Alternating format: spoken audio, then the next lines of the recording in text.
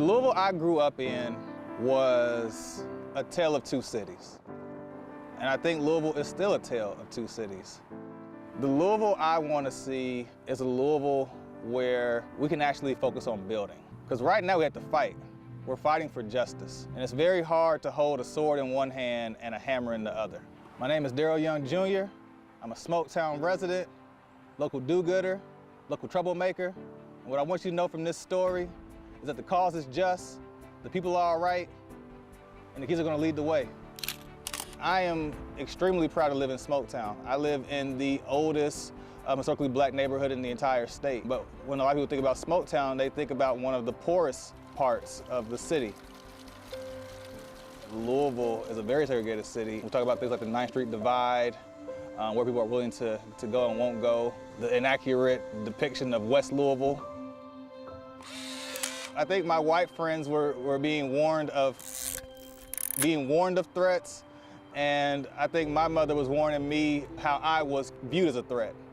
Hearing them talk about where they weren't allowed to go and how they were told never to go downtown and not to be downtown at a certain time because how dangerous it was.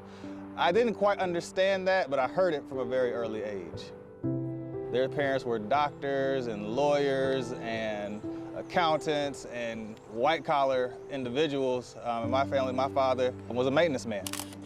Because he wasn't, afforded the same opportunities in terms of education, college didn't pan out, so he just got a job and, started making it happen and making sure he could provide for his family. So really, almost all my entire life has been kind of shaped by those inequities and disparities.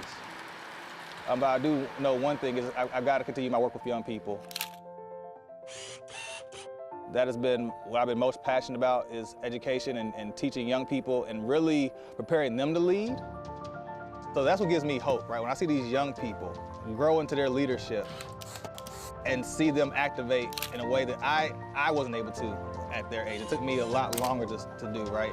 It took me a while to find my bullhorn and marching shoes.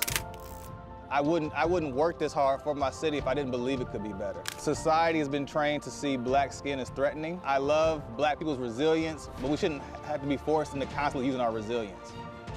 I am still incredibly